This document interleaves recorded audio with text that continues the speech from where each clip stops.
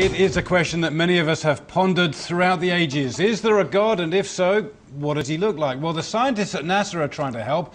Having released their so-called Eye of God image earlier this year, they've come up with the Hand of God, a snapshot taken by the Chandra X-ray Observatory, orbiting some 580 kilometers above the Earth. Astrophysicist Patrick Slane joins us on the line now from Cambridge, Massachusetts. Patrick, great to have you on the show. This is an incredible image. How on earth did you get it?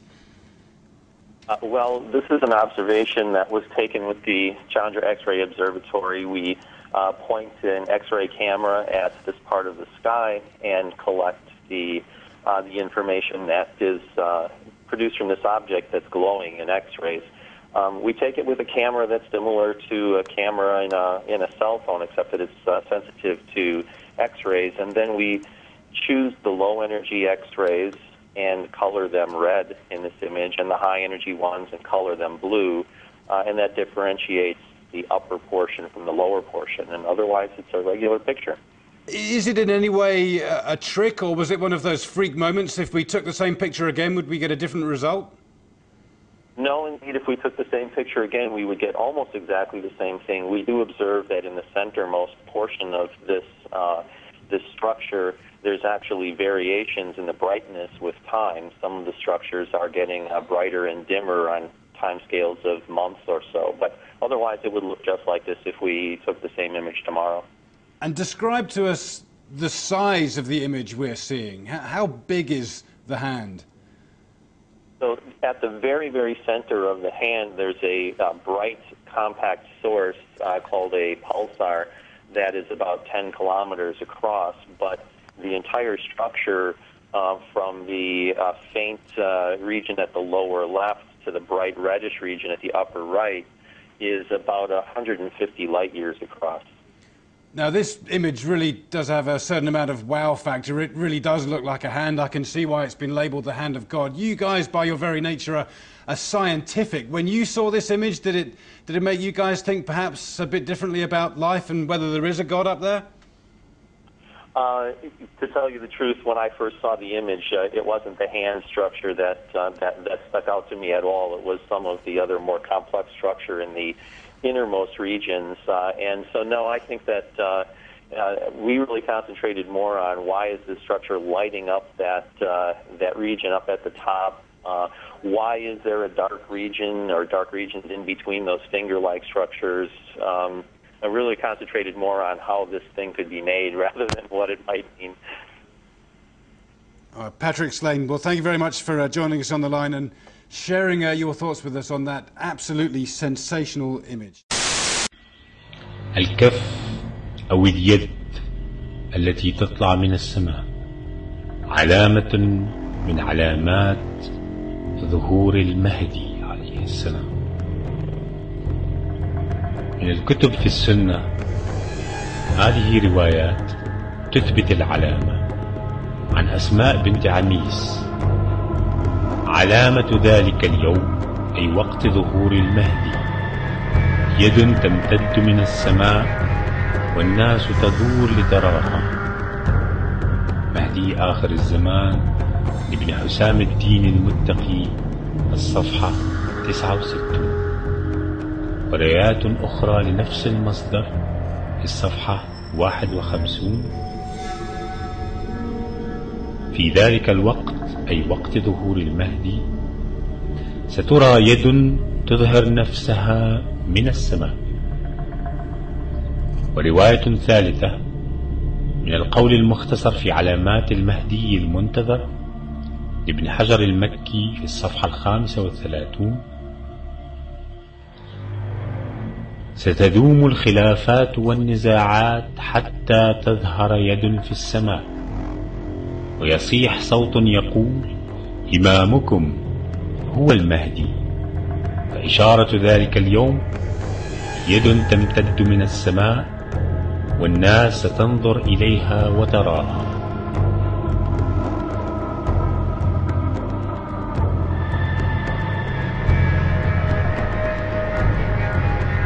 ومن كتب الشيعة جاء مثلا في الغيبة للنعماني في الصفحة 252 عن عبد الله بن سينان عن أبي عبد الله عليه السلام أنه قال: النداء من المحتوم، والسفياني من المحتوم، واليماني من المحتوم، وقتل النفس الزكية من المحتوم، وكف يطلع من السماء من المحتوم.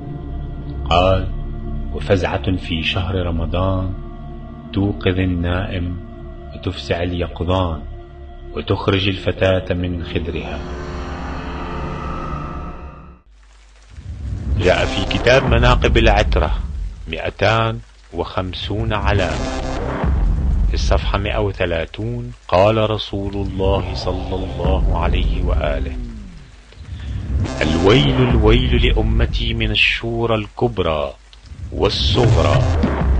فسئل عنهما فقال: أما الكبرى فتنعقد في بلدتي بعد وفاتي لغصب خلافة أخي وغصب حق ابنتي، وأما الشورى الصغرى فتنعقد في الغيبة الكبرى في الزوراء لتغيير سنتي وتبديل أحكامي.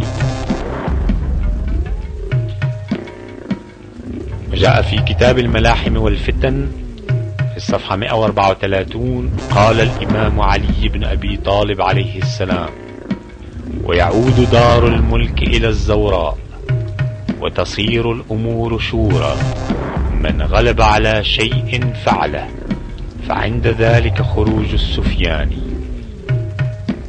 فيركب في الأرض 9 أشهر يسومهم سوء العذاب إلى أن يقول: ثم يخرج المهدي الهادي المهتدي الذي يأخذ الراية من يد عيسى بن مريم.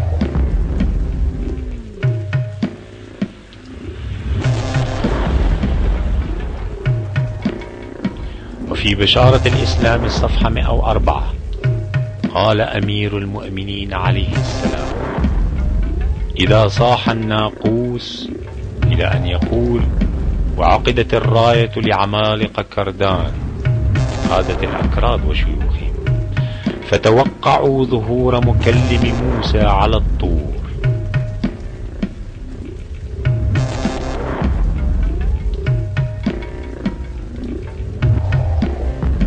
وذكر أيضا في خلاصة العلامات عن كتاب بيان الأئمة عليهم السلام الجزء الثالث الصفحة 513 بعض نظم العلماء الشعرية في العلامات، ومنها ما كتب الشيخ محي الدين في العلائم، وهذه طائفة منها. يقول: ولا تزال جيوش الترك سائرة حتى تحل بأرض القدس عن ساق، وتملك الكرد بغدادا وساحتها إلى خريسان من شرف لا عراق، وتأتي الصيحة العظمى فلا أحد ينجو ولا من حكمه باق.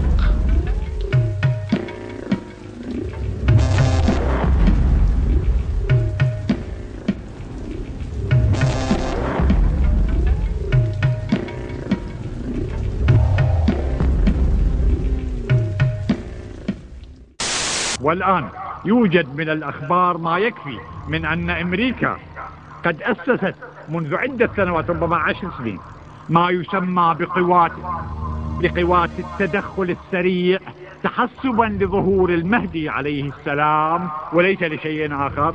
كما أنها افتعلت، لاحظوا، كما أنها افتعلت حرب الخليج لأجل أن تملأ الخليج بالبوارج الحربية تحسبا لظهور المهدي عليه السلام. We must build on the successes of Desert Storm to give new shape and momentum to this new world order. كما أنه من الأكيد أن له في البنتاغون ملفا كاملا وضخما عن أخباره التي تستطيع أمريكا جمعها، حتى قالوا أنه يفتقر فقط إلى الصورة الشخصية له، طبعا وهي مفقودة. The quest for the new world order is in part a challenge to keep the dangers of disorder at bay. ولا شك أيضا أنها تأخذه بنظر الاعتبار في كمبيوتراتها السياسية كأحد أهم المحتملات للتغيير الاجتماعي الممكن حصوله في الشرق المسلم. Only when this transformation is complete will we be able to take full measure of the opportunities presented by this new and involving world order. The New World Order really is a tool for addressing a new world of possibilities. This order gains its mission and shape not just from shared interests, but from shared ideals. طبعا مع التعتيم التام على كل هذه الأمور، وعلى أي حال فيكون من الحكمة الإلهية إخفاء موعد ظهور المهدي وبقاء الموعد غامضا مجهولا منوطا بإذن الله سبحانه وتعالى. الأمر الرابع الإشارة في التوقيع الشريف إلى أن ما جاء في خطاب السيد الصدر قبل قتله رحمة الله عليه هو إخبار أو لنقل تنبؤ بالمخطط الأمريكي لاحتلال العراق قبل سنوات من وقوعه. وقد كشف في خطابه بكل وضوح السبب الحقيقي الذي دفع أمريكا للقيام باجتياح واحتلال العراق فيما بعد. والسبب ليس هو تدمير أسلحة الدمار الشامل والأسلحة النووية، وليس أيضا نشر الديمقراطية في العراق أو الحرية كما يقول السياسيون، ولا أيضا بغرض النفط كما يدعي بعض خصوم أمريكا مثلا، بل بين بأنه تحسبا لظهور المهدي المنتظر عليه السلام. وقال في خطابه أن أمريكا كانت تعرف بظهور الإمام عليه السلام ولديها معلومات أكيدة بهذا الخصوص محفوظة لديها في دوائر البنتاغون، فقط تفتقر إلى صورته. وهذه المعلومات جمعتها استخباراتها وكمبيوتراتها والوسائل التقنية المعلوماتية والاستخباراتية الأمريكية منذ سنين.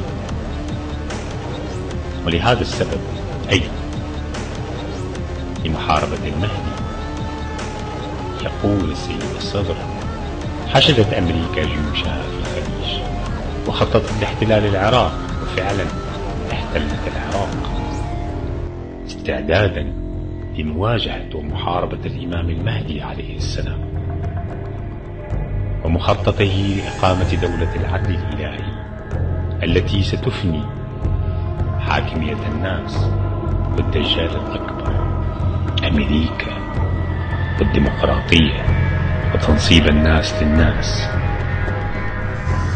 وقد بين بوش في مواقف كثيرة أن حربه في العراق كانت بأمر الرب كما يزعم.